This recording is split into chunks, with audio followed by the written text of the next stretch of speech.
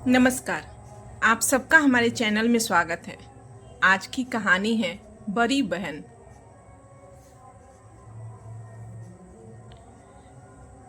अगर आप हमारे चैनल में नए हैं तो हमारे चैनल को सब्सक्राइब जरूर करें। अमित और कविता भाई बहन थे। कविता बड़ी थी, अमित छोटा था। दोनों के माता पिता का स्वर्गवास हो चुका था। कविता एक ऑफिस में काम करती थी। उसका भाई अमित कॉलेज में पढ़ता था। एक दिन अमित ने कविता से कहा, दीदी, मुझे कॉलेज की फीस देनी है, मुझे कुछ रुपए चाहिए। कविता ने कहा, अभी तो मेरे पास पैसे नहीं हैं, कल तक मैं तुझे पैसे दे दूंगी। कविता ऑफिस से एडवांस मांगकर अमित को पैसे देती है। वह अपने भाई को अफसर बनाना चाहती थी, इसलिए वह दिन में ऑफिस में काम करती थी और शाम एक घर में काम करती थी। कुछ दिन बाद अमित की पढ़ाई पूरी हो गई। एक दिन अमित ने घर आकर कविता को बताया, दीदी, मुझे बहुत बड़ी कंपनी में मैनेजर की नौकरी मिल गई है, अब तुम काम करने नहीं जाओगी। यह कहकर वह जिद करने लगा। हार कर कविता मान गई और उसने काम करना छोड़ दिया। अब वह केवल घर संभालती थी। ऐसे ही समय बीत रहा था। एक दिन अमित ने कहा, दीदी, मैंने कुछ रुपए जोड़ लिए हैं, अब मैं आपकी शादी करना चाहता हूँ। यह सुनकर कविता ने कहा, नहीं भाई, पहले मैं तेरी शादी करूंगी। जब घर संभालने वाली आ जाएगी तो मैं भी शादी कर लूंगी। कविता ने एक अच्छी सी लड़की देखकर अमित की शादी करा दी। अलका को भाभी के रूप में पाकर कविता बहुत खुश हो रही थी। धीरे धीरे अलका ने पूरा घर संभाल लिया। तीनों बहुत खुशी से रह रहे थे। एक दिन अलका की माँ अलका से मिलने आई। उन्हें कविता शुरू से ही पसंद नहीं थी। मौका पाकर उसने अलका से कहा, तेरी नंद शादी नहीं करना चाहती, यो तो जीवन भर तेरे पति की कमाई पर ऐश करना चाहती है। तू बहुत सीधी है। यह सुनकर अलका ने कहा, माँ, तुम बेकार की बात कर रही हो। अमित इनके लिए लड़का देख रहे हैं, जैसे ही मिल जाएगा शादी हो जाएगी। लेकिन अलका की माँ ने कहा, बेटी, तू नहीं समझेगी, यह तेरे को कभी चैन से नहीं रहने देगी। अगले दिन अमित ने कविता से कहा, दीदी, मैंने आपके लिए एक लड़का देखा है, आप कहें तो बात आगे बढ़ाई जाए। लेकिन कविता ने कहा, नहीं भाई, मैं अभी शादी नहीं करना चाहती, जब करनी होगी आपको बता दूंगी। यह सुनकर अमित और अलका को आश्चर्य हुआ। अलका के दिमाग में माँ की बातें गूंजने लगी।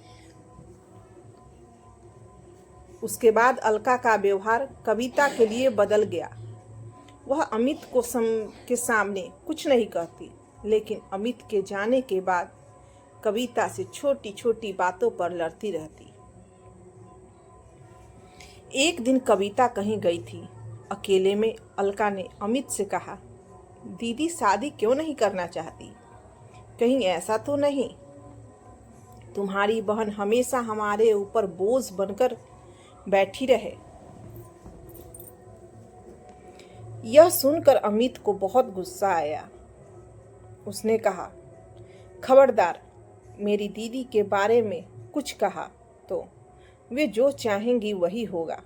तुम्हें पता है, उन्होंने अपना पूरा जीवन मुझे बड़ा आदमी बनाने में लगा दिया।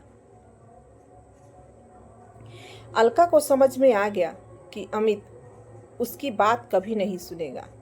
उसने अपनी ननद को रास्ते से हटाने के लिए एक तरकीब सोची।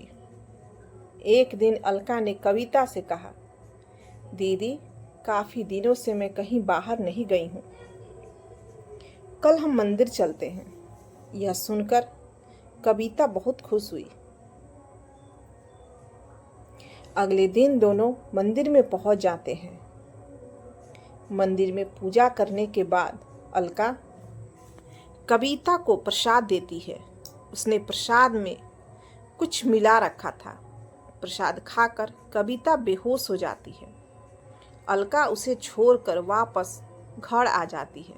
उसे लगता है जहर मिले प्रसाद से कुछ देर में कविता मर जाएगी। कुछ देर बाद कविता को होश आता है, लेकिन वह अपनी पिछली जिंदगी भूल गई। वह मंदिर में बैठकर रोने लगती है। शाम को जब अमित घर वापस आकर अलका से कविता के बारे में पूछता है तो अलका कहती है, दीदी तीर्थ यात्रा पर गई हैं, कुछ दिनों में वापस आ जाएंगी।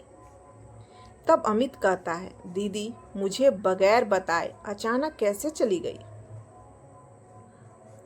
वह परेशान हो जाता है, लेकिन अलका उसे समझाकर शांत कर देती है। इधर कविता को उसी मंदिर के पुजारी मंदिर में स्थान दे देते हैं। वह दिन रात मंदिर में सेवा करने लगती है। मंदिर के सभी भक्त और पुजारी कविता का बहुत ध्यान रखते थे। ऐसे ही समय बीत रहा था, लेकिन कविता को पिछला कुछ याद नहीं आ रहा था।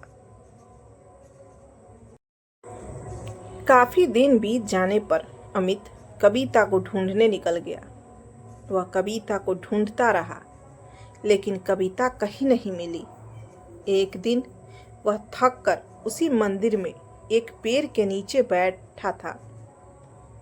तभी वहां कविता आई। उसने उससे कहा, भैया मंदिर में भंडारा शुरू हो रहा है, आप भी बैठकर भोजन कर लीजिए। कविता की आवाज सुनकर अमित चौंक गया। कविता को देखकर वह रोने लगा। तब कविता ने कहा, भैया आप क्यों रो रहे हो? तभी वहां पुजारी बाबा आ गए। उन्होंने अमित से पूछा तो अमित कविता के बारे में बताया। पुजारी बाबा ने कहा, यह लड़की यहाँ बेहोश मिली थी। होश आया तो इसे कुछ याद नहीं रहा था। अच्छा हुआ तुम मिल गए, इसे अपने घर लेकर जाओ। भगवान ने चाहा तो वहां जाकर इसे याददाश्त वापस आ जाएगी। अमित ने कविता को चलने के लिए कहा तो वह रोने लगी और जाने से मना कर दिया। लेकिन अमित जिद कर रहा था। तब कविता ने कहा, भाई मुझे सब कुछ याद है, लेकिन मैंने जानबूझकर नाटक किया ताकि तुम और भाभी मेरे बिना खुश रह सको। भाभी को मेरा घर में रहना पसंद नहीं, इसीलिए अब मैं उस घर में नहीं जाना चाहती। यह सुनकर अमित रोने लगा और कविता से बोला, दीदी अगर आप घर नहीं चलेंगी तो मैं भी यहीं रहूँगा। उसकी बातें सुनकर कविता घर आने के लिए तैयार हो गई, लेकिन उसने अमित से कहा, मेरी एक शर्त है, तुम भाभी पर गुस्सा नहीं करोगे। अमित मान गया और कविता को घर लेकर आ गया। कविता को देखकर अलका सहम गई। वह रोने लगी और उसने अमित और कविता से माफ़ी मांगी। कविता के कहने पर अमित ने उसे माफ़ कर दिया। कुछ दिन बाद कविता ने शादी कर ली और अपने ससुराल विदा हो गई।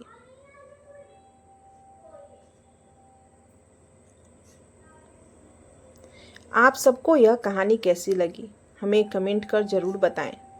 इस तरह की अच्छी अच्छी कहानी आप यहाँ पढ़ और सुन सकते हैं, तो बने रहिए हमारे साथ। नमस्कार।